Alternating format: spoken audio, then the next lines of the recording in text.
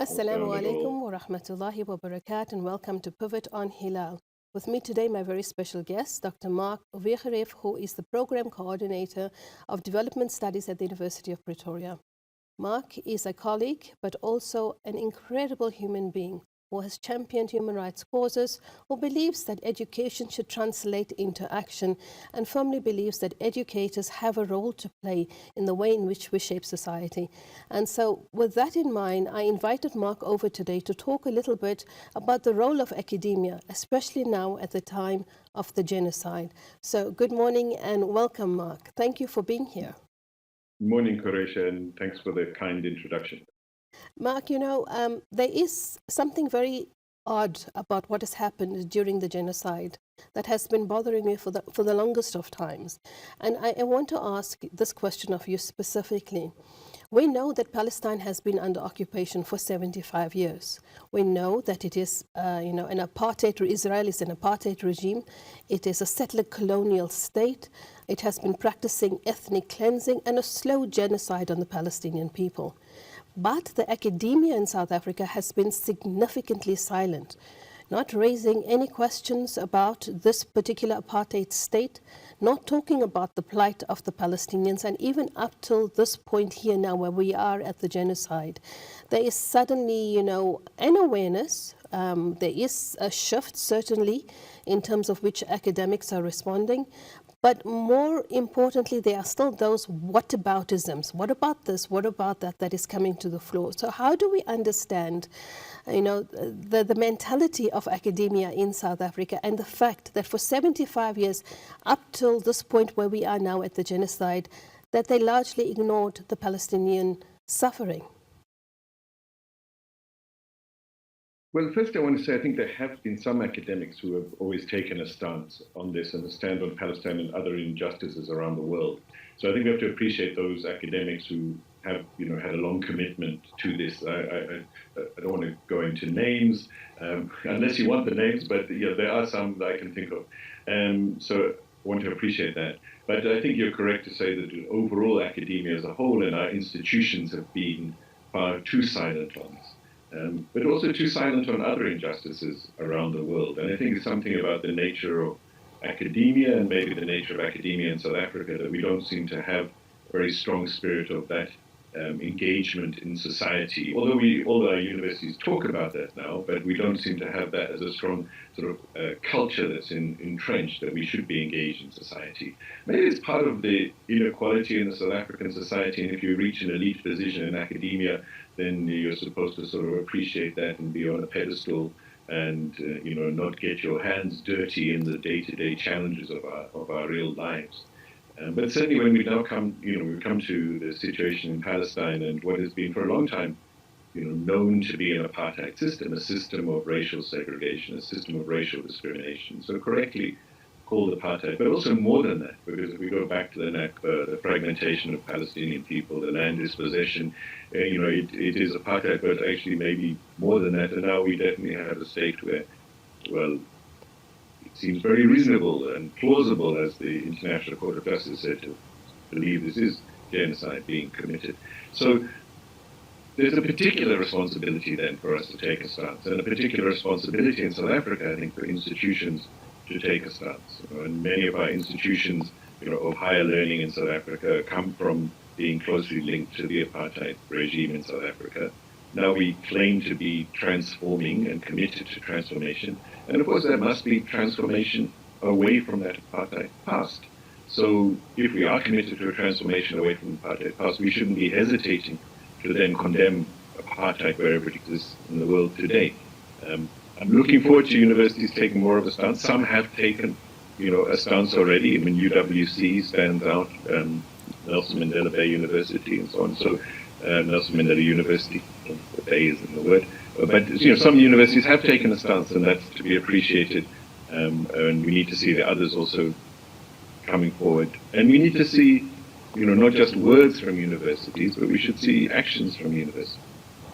But based on what you just said now and the universities that you have mentioned, is it possible that the universities that have taken a stance are the previously largely black universities in South Africa and not the privileged white universities, that the white universities are still struggling to take a stand on this particular issue, and almost as if they kind of align with apartheid, with their ideologies of racism and supremacism, and they're now being disrupted because, genocide is the mother of all crimes.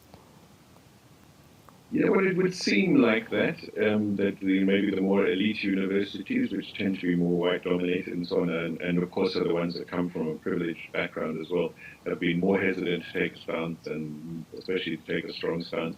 I think it's to do with our sort of hierarchies of power and elites, and it's also has to do with those universities having more international links, including more links with Israel.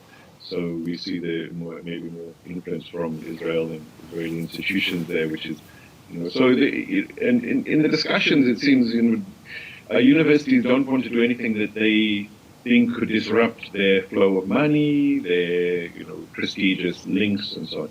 But on something like this, we need to take a principled stance, and we in academia, our institutions and ourselves as academics, we are equipping young people to be, actors in the world in the future, and leaders in the future, experts in the future. So we have to think, what kind of future are we preparing young people to create?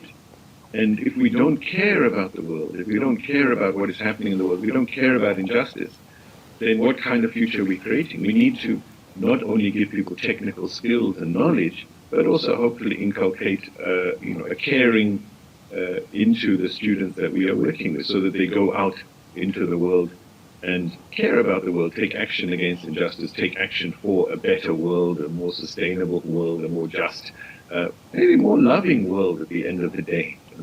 And certainly we should care deeply when people are simply being killed and harmed and tortured. We should care about it. And if we don't care, there's something wrong with us as people. And so how do we then equip students for that kind of role in the world? It's easy. Maybe it's easier for me in development studies. We're very much about how does the world change? How do we create a better world? But in any field, if you're studying business studies, what kind of business are you going to run in the future? Is it going to be a business that cares about its workers, that cares about its contribution in society? Or is it a business that's purely about profit and accumulation for a few? If you do chemistry and you do experiments and you find new chemical concoctions, what do you do with those? Hopefully those are going to be for better in the world. And you'd want to invest your time, your energy, and your research in doing something that will improve the world for all of us. So as academics, if we don't behave in that way, if we don't model that behavior, then how can we equip students to also go out and contribute to the world? If we don't show that we care and show with action that we care about injustice and we want to make a better world, then how do we as academics inculcate in our students, or encourage at least in our students, that sort of caring that will be so important for our world with all its challenges? But Marc, you're a voice that is rational, a voice that is humane. And like you said, you practice what you preach, what you're teaching in your class, you feel needs to go further onto the students. Are there those kind of academics in the wider university space who appreciate what you are saying, who understand what you are saying, and who share your vision? Because I've been in the university space for a very long time, and I find that the university is not really changing. That despite speaking about decoloniality, despite speaking about human rights, despite speaking about all of these elaborate concepts that we like, the feel-good concepts, the actual change on the ground is very, very little. And when you try to push a little harder, there's a significant pushback. Now, do academics like yourself have the freedom to do what it is that you are saying? Or is it that academics still have to watch their backs, look over the shoulder, watch their words, be careful about which cause they get involved in, or which social justice campaign they will actively campaign for, because there are very many, sanctions on academics if they kind of cross the line? Well, again, I want to emphasize that there are many academics who do care, and we see that in how they engage their students and how they also engage beyond the lecture room and the research project and so on. But yeah, there's a real challenge in bringing change in our universities. And again, it's a challenge that's part of the wider challenge in South African society. We are struggling to bring many changes in our society that we sort of hoped for from 1994 and so on. So we're also part of that wider society, and we're in a very materialistic society where we are encouraged to get the bigger car, get the bigger salary, and so on. So I think we're in a sense we're a microcosm of that. And I'm not sure about the sanctions. But one thing that is clear is that as academics, we are on a sort of treadmill as well. We have to deliver. We have to, we have to lecture. We have to grade the papers. We have to do the research projects. We have to publish. We are always under pressure to bring in funding and money, and that has become more stressful in the last years as also government funding for higher education has not kept up with inflation and kept up with the demands and so on. So we're on that treadmill, and if you want to then succeed and advance professionally, you would be advised to simply focus narrowly on those deliverable areas as an academic. And now if you get involved in other activist activities within and outside the university, it takes time, it takes energy. I think you'll be aware of that. And when we're dealing with something like the horrors, the genocide going on in Gaza at the moment, I mean, it takes an emotional toll, I think, when we look at that and face it rather than hiding our heads in the sand. So it takes an emotional toll as well. So that takes away from time we could be investing in just simply advancing our narrow careers. So the university environment tends to not be very supportive of that sort of wider engagement, because our performance and our advancement is more narrowly measured in a sort of academic terms. So we have to go to a break. When we come back, I want to take these questions a little deeper with you so that we can find a way forward for academic institutions in South Africa. But we'll see you after the break.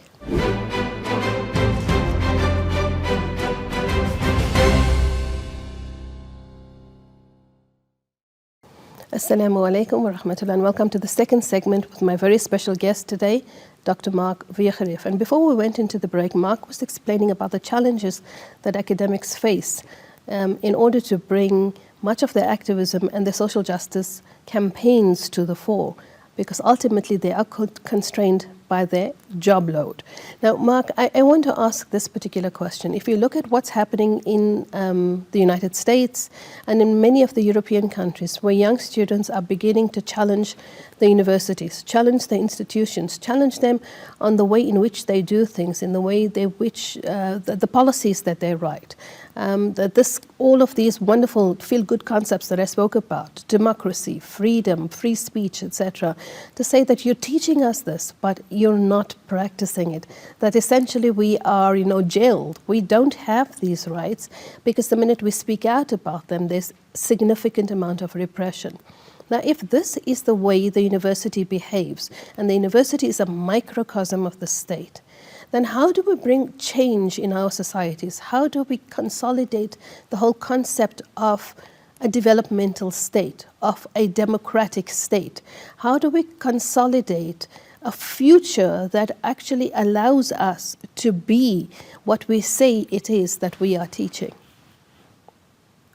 Well, I think it's a struggle, and and maybe sounds cliched, but the struggle continues. And in many ways, I've been involved in various discussions recently where, the whole issue of the end of apartheid in South Africa, the continuation of a form of apartheid in Palestine, come up.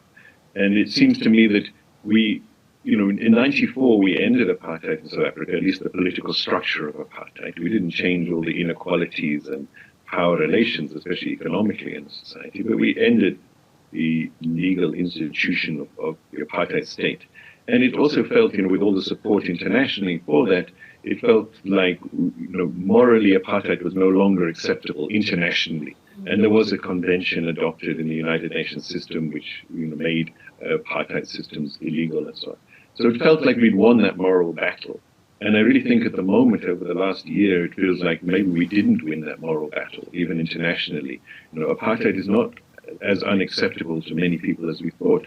And it's part of a sort of, right-wing shift that seems to be happening around the world, and that, South Africa is also part of that in many ways. So right-wing and authoritarian shift where the moral victories we thought we'd won maybe are not as secure as we thought they were. Because now it's become acceptable, that genocide is continuing. I mean, of course, the USA is a prime example of this. I mean, it's incredible that they would welcome Netanyahu, who is clearly implementing a genocide. Even if you don't want to agree with the term genocide and you want to wait for the International Court of Justice to make its final ruling on that, the International Court of Justice has said it's an apartheid racist system.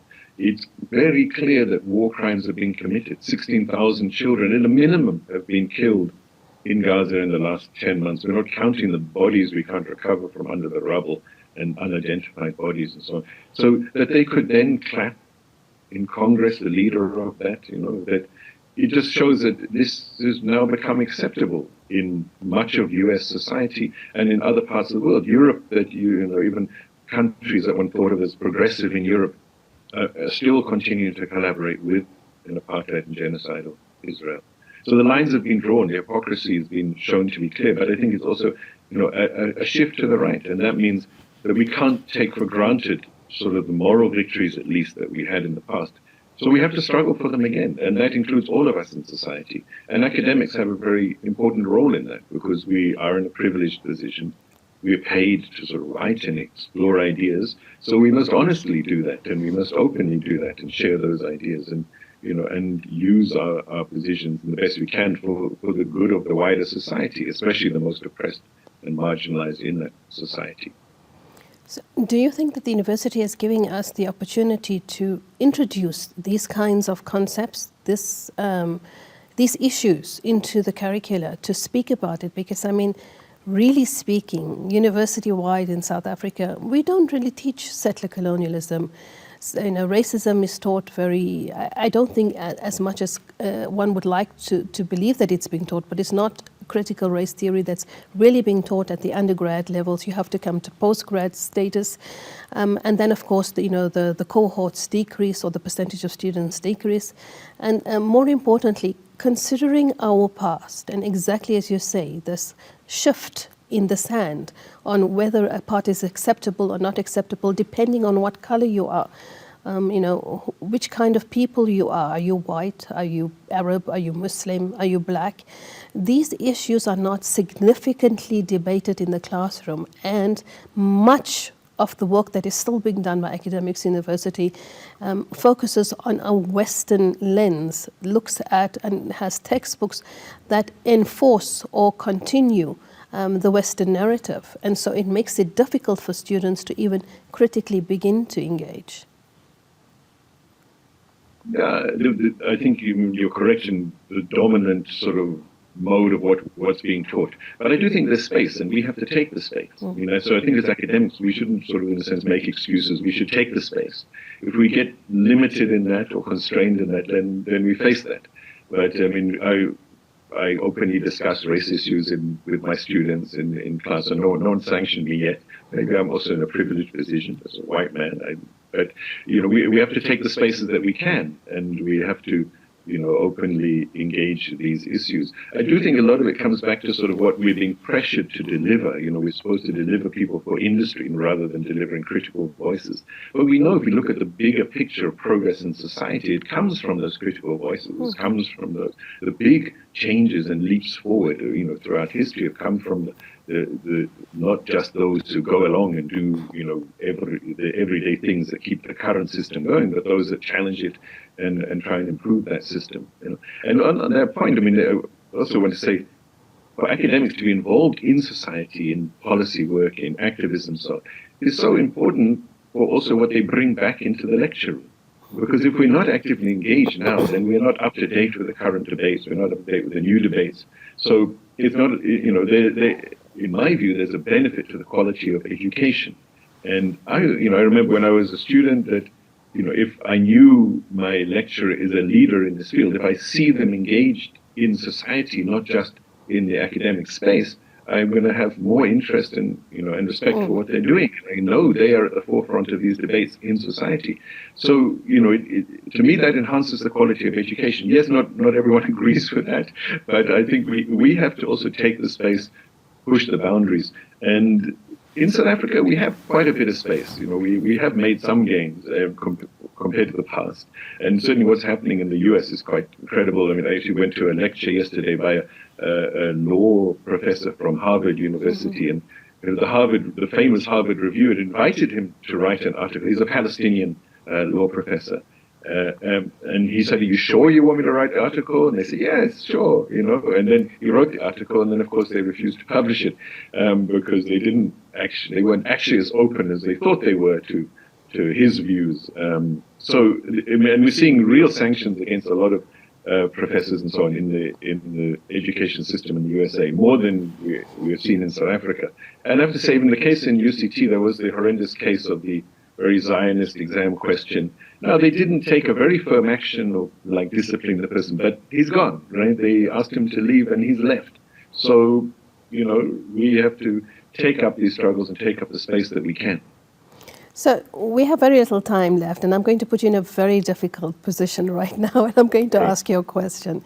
If you look at history, and you look, I'm specifically coming to Germany now, post the Holocaust, Germany has introduced a whole lot of policies in order to address this horrific part of it. Part of that includes, and strangely enough, they have included these negative policies in terms of the Palestinian voice, but they have banned anything to do with flags, the swastika, anything that commemorates or goes back to the Hitler era. But at the same time, they're doing that a significant amount of repression on Palestinians because Palestine is linked intricately to what happened in terms of the Holocaust. They changed their curricula, they reintroduced the education system, and anybody who raises a flag that's remotely resembles the swastika basically is imprisoned. You're not allowed to talk negatively about the Holocaust, all of those things. Now, if we look at our history in South Africa, we have a repressive history, a history of apartheid that has done untold damage. I don't think we have even significantly begun to count the damage that apartheid has done to our country, because everybody's rushing this rainbow nation idea and telling us, it's 30 years, let's look forward, move on, stop crying about the past, those kinds of things, right? Now, if realistically speaking, we speak and we concentrate on our past, do you think that we in South Africa should also introduce legislation to say anything that remotely looks like or represents apartheid should also be banned? For example, the Israeli flag is an apartheid flag. It should be banned. Anybody or any academic who endorses anything about apartheid should be sanctioned, as Palestinians are being sanctioned, or people who want to talk about the Holocaust are being sanctioned. And thirdly, if the universities are serious about education, how Germany rehauled its education system, maybe the South African university, that which is largely being funded by the state, and the state has taken Israel to the ICJ for the crime of genocide. The state should say that any university that puts forward any kind of agreement, engages in any type of collaboration that props up apartheid or apartheid states or apartheid systems will be sanctioned. In other words, we're going to do exactly as Germany did. Well, I think we see part of the problem with what Germany did is that they now apply the kind of repression of anti-Semitism and Nazi symbolism to Palestinian symbolism. So that sort of closing of the space, which I agree with in relation to suppressing Nazi symbols and so on. But now that they apply it to Palestinian symbols shows kind of the dangers of that as well. And we've seen Germany continuing to supply weapons to Israel for this genocide. So Germany is not my ideal model, And then in South Africa, well, it's a difficult balance. I think we should have done far more to transform from the apartheid past. It's kind of crazy that we have like white-only, basically, organizations and settlements and universities that are built up, clearly along racial lines, and that's somehow accepted. And we should be taking a much clearer stance on apartheid and genocidal Israel. But I think we have to balance that. We have to be cautious of authoritarianism because that can be used for the wrong causes as well. So we have to be cautious of the centralized state, dictating what we do also. And I think we should value that, we do have a lot of freedom of speech in South Africa, and we should value that also. So it's a difficult balance. I mean, I would like to see much more economic transformation, a much more firm state action on economic transformation. And if you do that, that starts to shift the power and and where particular elite power and privilege lie, and the influence of that. One of the biggest ways in which we haven't transformed South Africa is those who had wealth and power in '94 were allowed to keep it and benefit from it and benefit from the integration to a global economy. And of course, that was largely white people, and then a few other black people who were brought into that space of extreme privilege. So we didn't transform that, and that means we haven't transformed all our other power relations, which manifest in other ways. So, yeah, it's tricky. I would like to see firmer action on many of these things, but we got to be very careful of more authoritarianism at this time, and we need to also really encourage awareness in all our students and our fellow colleagues in academia and beyond, so that we as a society take a clear stance for what is right and what is good, and against injustice, against apartheid, against genocide. Thank you so much, Marc. And that brings us to the end of this particular show, but you're absolutely right. I would like to leave on that note. Let's take a clear stance. We cannot always be fence-sitters. Thank you for making this time. Thank you very much. Wassalamu alaikum wa rahmatullah.